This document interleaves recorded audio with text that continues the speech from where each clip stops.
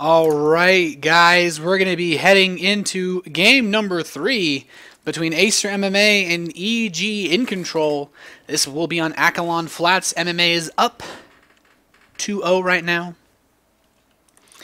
But without further ado, let's get right into it after I swap the starboard. All right, spawning in the bottom left position as our blue Terran. Man, he just came back in 3-2'd FXO lowly. Started off with a little bit of a not so effective aggression. The disconnect happened, and since he's been 2-0 with some really solid macro against EGiNcontrol. He is from Acer MMA. And spawning as our red Protoss in the top left, felt pretty sharp to start the series, but he's been struggling a little bit here against this very high level Terran player from Team Evil Geniuses. It is EGiNcontrol. Now, Akelon Flats. As a Terran player myself, I look at this map and I see a lot of wonderful things, but I also see a pretty wide ramp.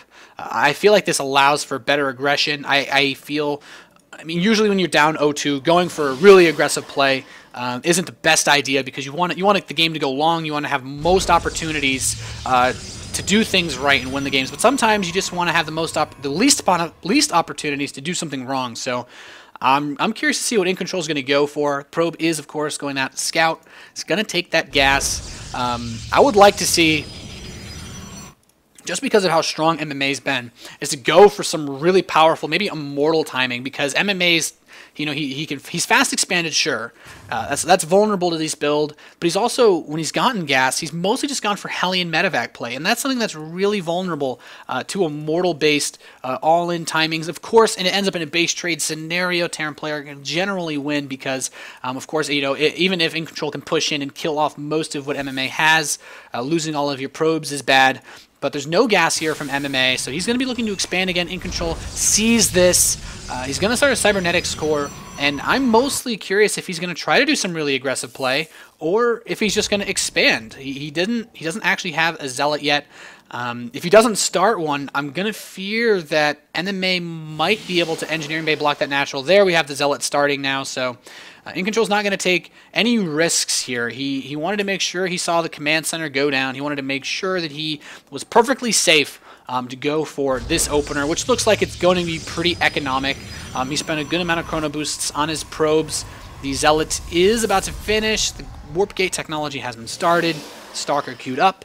And we have a pretty solid standard opening from EGiNcontrol, but MMA is going to go double gas after his command center. No bunker just yet. This is a really greedy way to play. You go for the fast tech, and you get your fast expansion as well. You don't have too many units, and this is really vulnerable to the kind of play we saw out of EGiNcontrol in Game 1 with that 4 gate with a lot of stalkers. But EGiNcontrol is just going to expand, and this could actually end up with him being way behind because he's going to have possibly a false sense of security seeing MMA go for the fast expansion, especially since in none of the games has MMA done anything as weird as this. He's just played very solid, straightforward, either the Hellion, Marine, medevac, or just a regular bio play. And EGiNcontrol being aggressive about taking the towers, though, so if Hellions do move out across the map, we could see something interesting. A second barracks is going to start, though, so no mech from MMA against EGiNcontrol. But Nexus halfway done, Sentry almost complete. He's going to get an additional gateway, possibly just move up to 3 gates, have enough units to deal with any kind of Hellion pressure. I feel like rushing for a fast robotics facility wouldn't be terrible, but he doesn't know exactly what's happening, and it looks like we could have a 2-1-1 style here. He's got double reactor on these barracks, could possibly go for a really big Marine tank push against EGiNcontrol and try to hit around the 10-minute timing and really just blindside him. There's a tech lab now going on the factory. I'm surprised there's no tech lab on the barracks. I would like to see him try to do this with an upgrade. He has 4 minutes. He could get stim with this if he wanted to, but this could also be a much earlier push he's going for. He's going to spot this pylon, though, going down, and EGiNcontrol is actually going to go for 2 base 4 gate pressure, and this is a somewhat... It's kind of died off in the meta a little bit in terms of what Protoss want to do when they're aggressive. We've seen Immortals pick up a bit more. But the 2-base 4-gate can be pretty strong. It can really catch Terrans off guard. And the thing is, even though MMA is building these 2 additional bunkers, he only has 6 Marines. He can't fill them just yet because he went for the double gas. But with these 2 reactors, they're going to pay off very quickly, and there's going to be a lot of units on the field for MMA, especially with that siege mode, to be able to deal with these units from afar. EGiNcontrol has a couple of sentries. Now he has his units all ready to roll here, but there are 3 bunkers positioned really, really nicely. It's going to take a lot of units for EGiNcontrol to break this. He really needs to make sure he doesn't overcommit too hard. Now he's going to take additional gas. No robotics facility just yet. He's kind of lucky that MMA went for the double gas but didn't go Banshee. Could be devastating, and here he goes. He's going to step up here. He's going to just try to attack these bunkers now. No force fields yet. Actually, MMA target fires down the sentries, so a really nice defense. There's still 2 bunkers left, so EGiNcontrol actually can't force field those away. He finds himself way behind now. MMA could just go for a big counter push. Siege mode is complete. He has a lot of Marines, and he knows there are no sentries to stop him from moving into EGiNcontrol's natural. This could be a quick 3-0 from our Terran player. MMA just looking very strong. Interesting build choice, I have to say. Very low on upgrades because there's no real late game consistency. Now he's going to get a tech lab, but it's really about doing a big Marine tank timing. EGiNcontrol sees this coming, and now he's got to be worried because he didn't have the robotics facility, so he doesn't have any chance of getting Immortals out in time to hold this. MMA behind this feels very comfortable. Going to take an additional gas. Going to go for the double engineering bay play. And I think this may be it for our Protoss player. The Zealots are going to move up. The Marines stutter stepping. The Siege Tanks firing. No charge, so he can't close the distance terribly well. And now it's just Stalkers versus Tanks and Marines. And with the range, I feel like MMA may be about to take this game unless EGiNcontrol can really make something happen here. It's going to be very, very difficult for him to stop MMA. He's moving up now, and this could be it. The 3rd tank has arrived. So this is the part where MMA is going to be able to force the engagement and says, hey man, if you don't do something now, I'm just going to be able to sit here and camp your base. And here we go. EGiNcontrol stepping up, trying to fight off these Marines. The Zealots getting really close. The tanks doing some friendly fire damage. One of the tanks does get taken out by EGiNcontrol, but most of his Stalkers have lost their shields. Additional Zealots are being made. We have an Immortal almost out, so EGiNcontrol might barely be able to shove this back. And his only saving grace, I think, would be that the stim is so late for MMA, but MMA is also getting that 1-1. We should see an armory soon, and this is just going to be a really difficult game for EGiNcontrol to pull off the longer it goes, I feel. But there's a lot of units for MMA, and now he has his 3rd base up. I feel like with the macro that we've seen out of him before, EGiNcontrol's counterattack is definitely justified. MMA, however, is going to scout it coming. He has a Marine on the tower, and nothing's really gone right for EGiNcontrol in this match. Since he disconnected, unfortunately, he's going to take that Marine out, but at what cost of information? He knows that EGiNcontrol is there. He has the tanks right outside. These tanks are positioned to cover pretty much all the space that you could use to get to that 3rd base. And it looks like EGiNcontrol might try to get some high ground vision, but we have double medevac production coming in now. So I really feel like EGiNcontrol, he's going to need a little bit of a miracle to pull this off. He doesn't have any tier 3 tech just yet. He's still on just a robotics facility and 6 warp gates, so he can't get any Colossus out. He can't get any High Templar out. No Archons.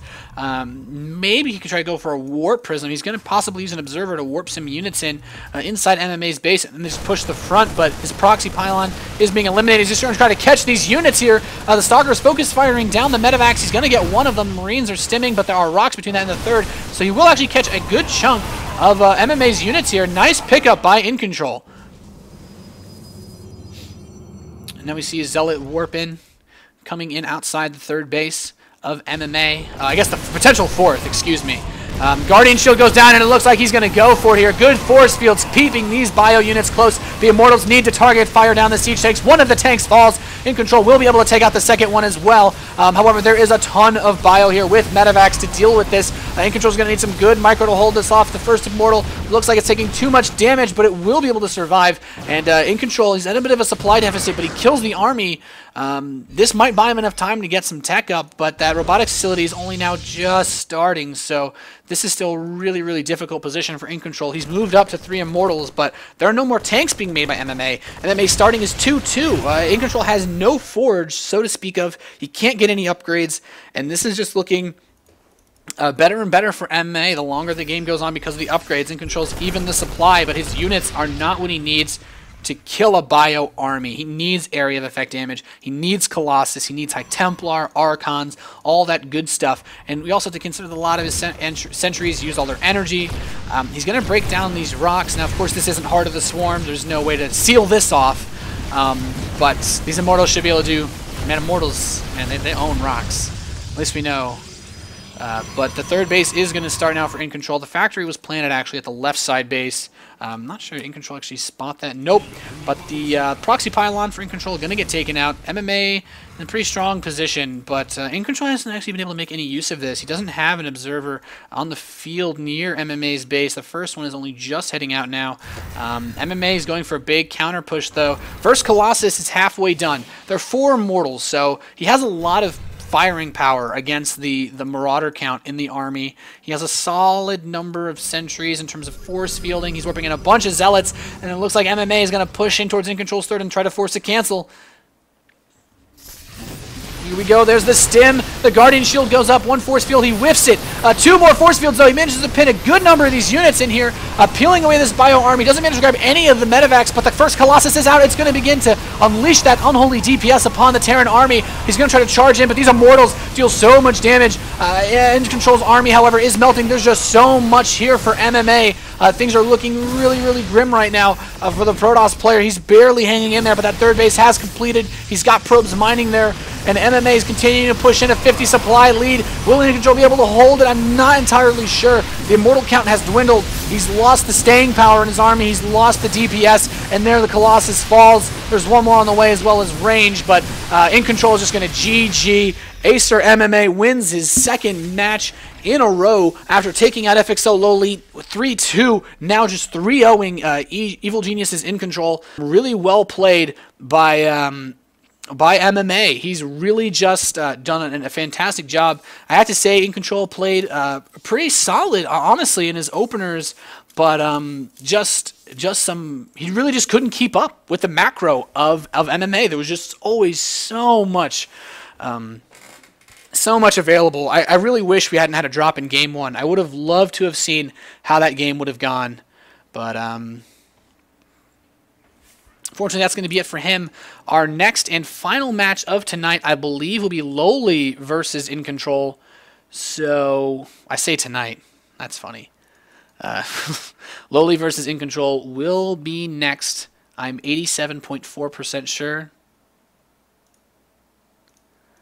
But, yeah, so we're going to go to a quick break. After that, we're going to bring you the final match of the day from the Russian StarLeague. So, all right, I'm just going to go to a commercial break, and we'll see you on the other side.